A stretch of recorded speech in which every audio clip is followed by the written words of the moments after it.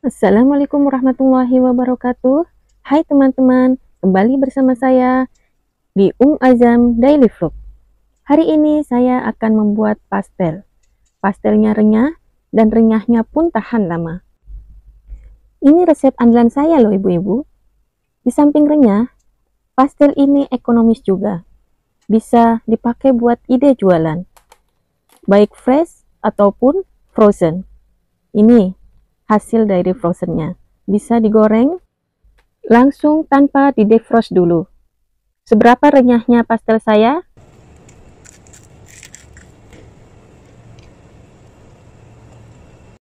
Mau tahu tips dan cara buatnya? Yuk kita tonton videonya, jangan di skip. Jangan lupa like, comment, share, and subscribe, dan aktifkan tanda loncengnya agar selalu mendapatkan update video-video dari saya.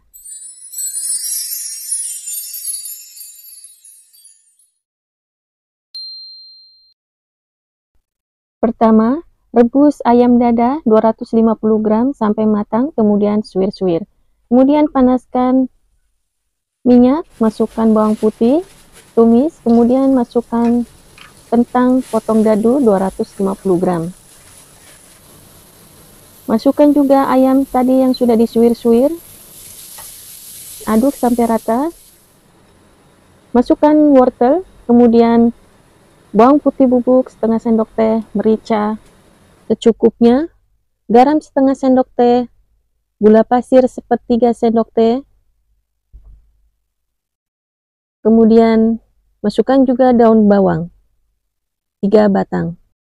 Tadi pada saat memasukkan wortel tidak terekam ya ibu-ibu, wortel 200 gram potong dadu. Kemudian kita masukkan bihun 150 gram yang sudah direbus atau diseduh.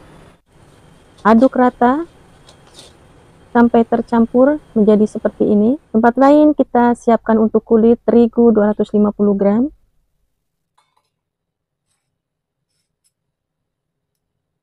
Kemudian bawang putih bubuk setengah sendok teh, lada seperempat sendok teh, garam setengah sendok teh, kemudian air 50 cc, minyak 40 cc,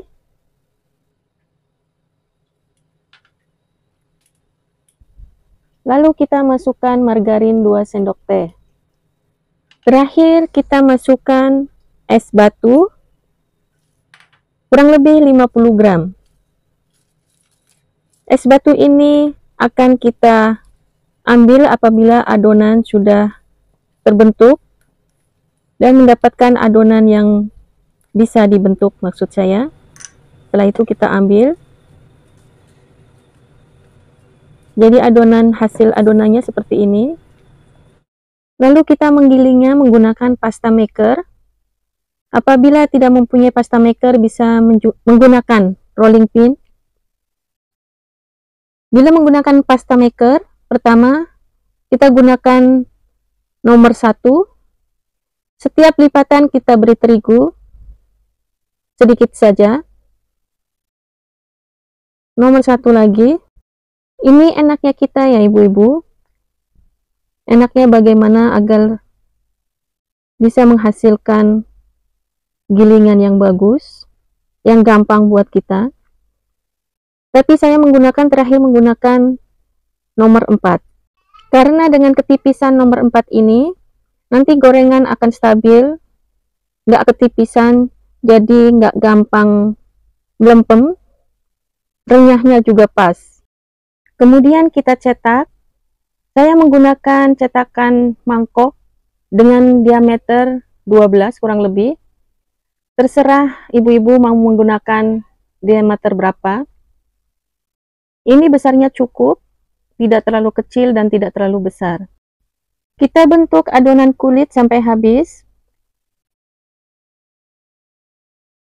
Kemudian adonan yang sudah jadi, kita tutup dengan plastik agar tidak kering. Karena adonan ini mudah kering. Kalau kering nanti akan susah untuk menempel pada saat dibentuk. Cetakannya saya menggunakan mangkok ini, diameter 12 cm. Seperti ini hasil isiannya, jadi kering, tidak basah. Kita mulai mengisi kulit dengan 1,5 sendok isian. Caranya, kita rekatkan masing-masing sisi, membentuk setengah lingkaran. Kemudian kita jepit, kita balikan, kita jepit, kita balikan. Sedangkan tangan yang sebelah membantu untuk membentuk juga. Untuk resep selengkapnya nanti akan saya cantumkan di kolom deskripsi. Pastel yang dibentuk dengan manual seperti ini lebih menghasilkan pastel yang renyah karena pinggirannya lebih renyah dibandingkan dengan menggunakan cetakan. Memang agak lama, tapi hasilnya cukup memuaskan. Pastel yang sudah dibentuk, kita tempatkan di nampan yang kita alasi dengan plastik. Pastel ini renyah dan tahan sampai seharian. Asalkan jangan pada saat panas-panas, jangan langsung ditutup. Kemudian pada saat pengemasan juga, jangan terlalu ditutup rapat, apalagi masih panas. Jadi usahakan sampai benar-benar dingin, baru dikemas. Apabila adonan kulit kering, pada saat membentuk bisa kita basahin tangan kita. Jadi pastel itu akan menempel. Yang ini agak kebuka, tidak apa-apa, nanti digoreng duluan. Setelah semuanya jadi, bisa kita goreng langsung atau bisa kita simpan di kulkas dulu. Jadi kulkas bagian bawah. Ataupun kalau ibu-ibu mau, bisa kita simpan dalam freezer, dibekukan maksud saya. Lalu kita goreng pastel dalam minyak yang panas, api sedang. Usahakan pastel yang kita goreng itu kena minyak panas semua, karena apabila tidak, yang bagian atas akan menggelembung seperti balon, yang nantinya matangnya tidak merata.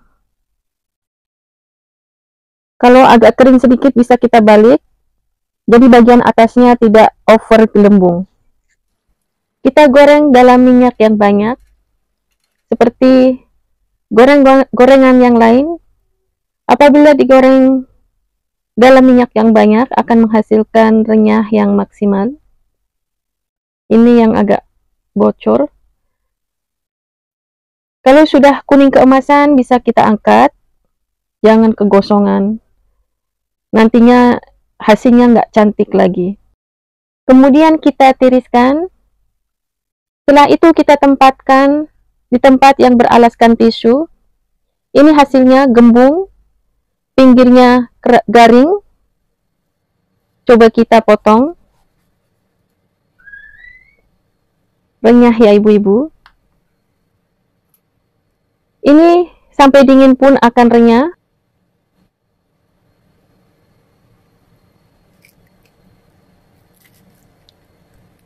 Pastel ini juga bisa kita bekukan. Ini punya saya yang sudah saya bekukan. Ukurannya agak kecil karena untuk konsumsi sendiri. Pada saat menggoreng nanti tidak perlu di defrost dulu, langsung digoreng. Pastel enak dan renyah sudah siap untuk dihidangkan. Terima kasih untuk kebersamaannya hari ini. Wassalamualaikum warahmatullahi wabarakatuh.